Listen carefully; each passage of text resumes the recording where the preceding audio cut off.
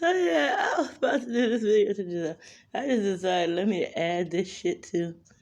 Like yeah, so I never got a chance to explain to you that you were my first boyfriend in middle school, and when we got together later in life, I decided that you could be my husband. I wanted to be with you like that. But even back then, in middle school, before you got locked up and let out at 19 to go to high school, I thought like maybe one day you and me could like get married and be together, husband and husband.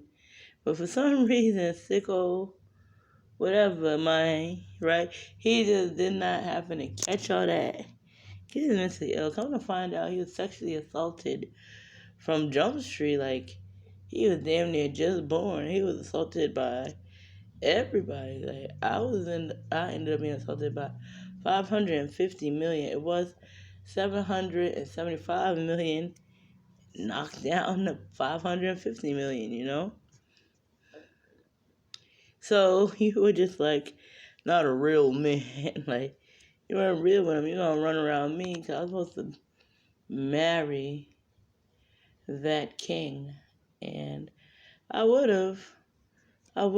He ain't really do me right, like ever. But I had like these extra feelings for him. Plus, we had triplets at the time, so I was like, yeah, I could marry him. After that, like after me and him stopped talking, then here you go, because you wanted to invade my life, like trying to make me sick and shit. While you're fucking Ebony and you got the goddamn it plague and some more shit. So you just was never like real to the man.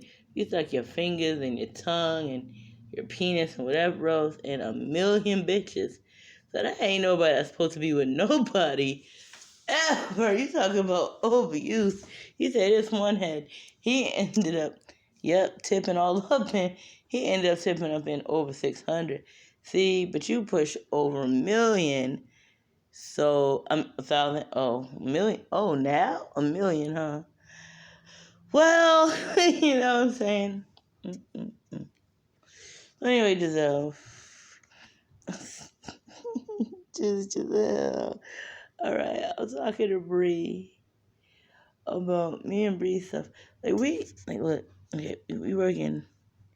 Wait, you see my finger? Wait, you see my finger? Oh, there it is. E.T. phone home. Wait, look, see, can you see it? We work in the virginity angle and shit. So, you're trying to get him to understand, since we work in the virginity angle, he's worried and scared of this and the other, but he trying to tell him it's cool. I mean, it's cool. I wouldn't be willing to work with his ass about everything on the planet under the sun. I'm feeling him in that manner. I would have asked him to marry me 6 months ago, because he did, if like in the air or not face to face, like in the same vicinity, whatever the case might happen to be. If all that, like while he was in prison and I was in captivity. Okay, so if all that might happen to me and we have been talking about whatever, and he ended up proposing to me for 5 entire years, and I kept telling his ass no. And then 2020 rolled around, all 2020, I ain't talked to him, and then he heard about Papoose and shit. Well, I thought he died at first, and then, but like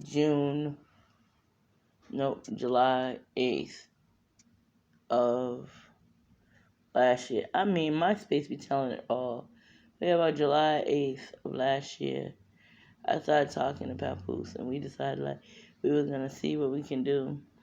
But that was supposed to be like a physical this or a physical that, and it didn't actually happen the way I would have liked it to. Anyway, me and Papoose was kicking it for 3 months.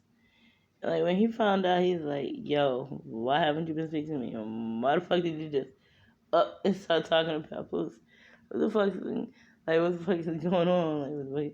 And all types of shit. What am I thinking? Like, why didn't I tell you? And sorry, Gizzelle. Why didn't I tell him?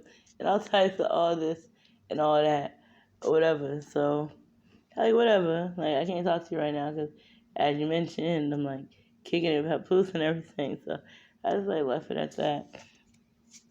So, for them 3 months, me and Papoose was talking this last year, like towards the end of last year, like July, August, September, like October, like basically like all the way into October, like the day before. Like I have been telling Papoose for a little while, like I was gonna be distancing myself from him. I think I was gonna start trying to distance myself from him. And that day, I told his ass like I'm distancing myself from you. Then all of a sudden he like left my life in that way of like leaving my life, and I started talking to Bree, and we just talking. He's like, "Yo, you know how I've been feeling." Like, not his exact words. I don't know his exact words. But he's just like, "Yo, like you just stopped talking to me all damn year, and then all of a sudden you fucking with Papoose and shit. They're talking about wedding and like all types of shit. Like, what the fuck is up?" And I'm like, "Oh." So we just went on from there, like talking, and then all of a sudden I just looked at him. And I asked him to be my forever. Like, wait, what? I said, come on, say you'll be my forever. And he said, I will. I said, no, say I do. And he said, I did. I said, I do too. So we ended up married that night, like early into the morning. I found out like right before breakfast time or whatever that it was his birthday. So 10/2/20, like he became my husband. So from away, like prison be damned and all that, prison, captivity, whatever. But I asked him to marry me, and he said yes. But anyway, I am telling you, like we're talking about a whole bunch of some more shit, and I do need to do that video and stuff. Finish my notice. I still haven't finished my hair yet. I hear rain out there and everything. So I'm like, what's in my head? Like, damn. So then turned the lifetime moving network off and everything. Oof, oof.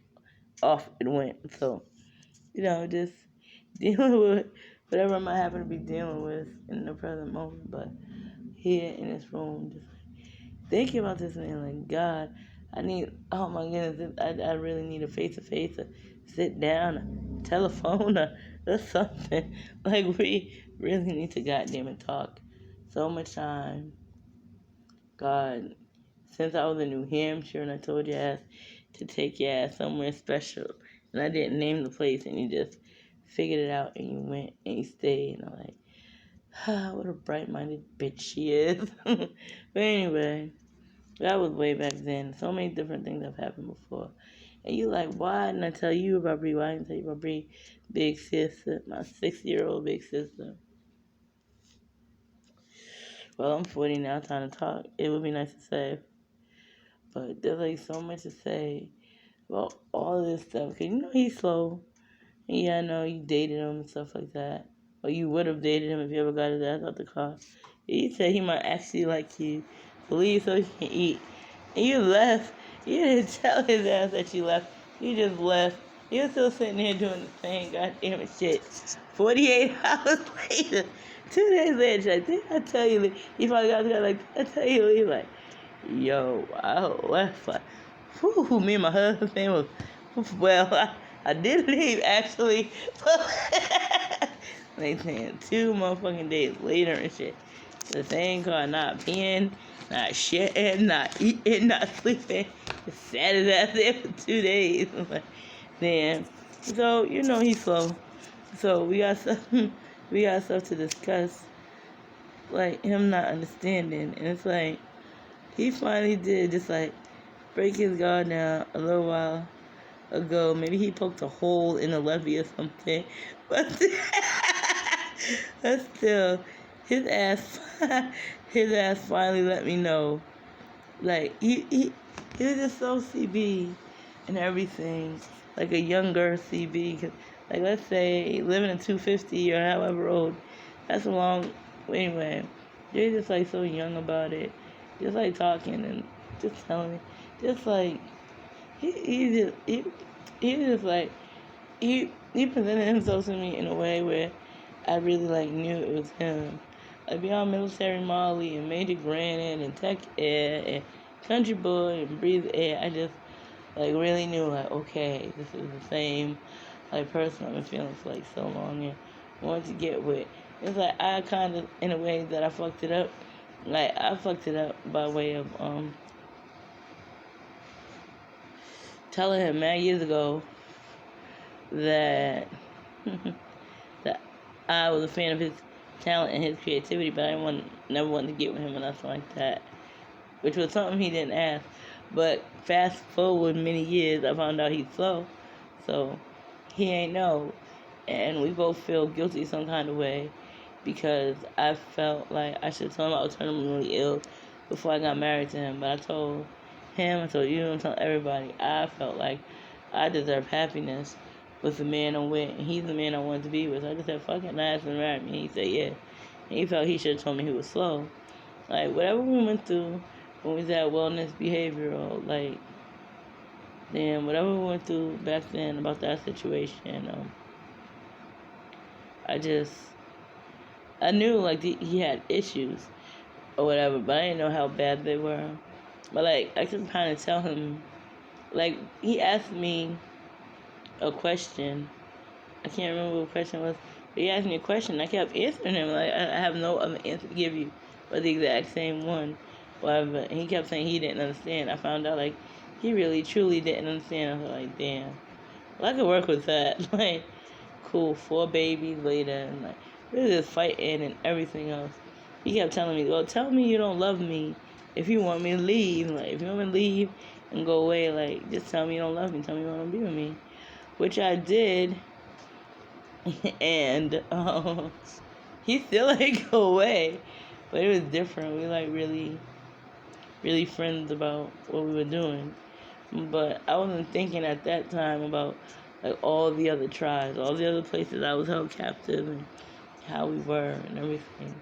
We weren't like kissing, nothing. Like when I finally did start kissing him, I put my hand over his lips, like in my mind, to kiss him and stuff. But we were just like that. We wasn't like nude around each other like that, and we wasn't like humping is what they keep saying. Like we weren't engaging in virgin lovemaking or nothing. We were just talking and getting to know each other. He was watching my back. He was protecting me. Like when I was in the shower, he was staying guard, but he would have his back to me. I showered in a t-shirt anyway. We would talk, but he wasn't like watching me shower or nothing like that. We just established like this ill friendship. Like he was around when I found that Old Man Cumberland, Craftsman of the Cumberland book that I was studying and sketching out of, trying to learn how to sketch in the essence or air of the Cumberland as an audition for Craftsman of the Cumberland to become one before I knew we were Cumberlands by family line or whatever. He said, cool, Old Man Cumberland, 'cause I talked to him years after that. But anyway, like for EBM woodwork in my birdhouses, jewelry boxes, and drinking boxes. So I was like, okay, he was around through all of that. He was around for like me winning a bid for his house. Like I didn't know it. I was just like sketching and doing like these little things because I wanted bed and breakfasts and stuff like that, and designing the atrium for my food court. Within my corporate office, just like things I was doing. He was like all about it, and I forgot like about all these different things. Like I kept walkie or Java. Like he won and the other. I kept asking one, could I be a Jabberwocky? He kept telling me, yeah. I've been a fan of Jabberwocky since ABDC. ABDC. Yeah, since ABDC. And he told me he can't tell me, yeah, I had to ask Bree and this and the other. So whatever, Bree said, yeah, but I still didn't believe it. Because Bree bowed out of Jabberwocky and the other guy was left. So I know, years later. There's so much more to say. I gotta cut this right now because it's going into 15 minutes. I have another video for you soon, Gizzelle. Nam yo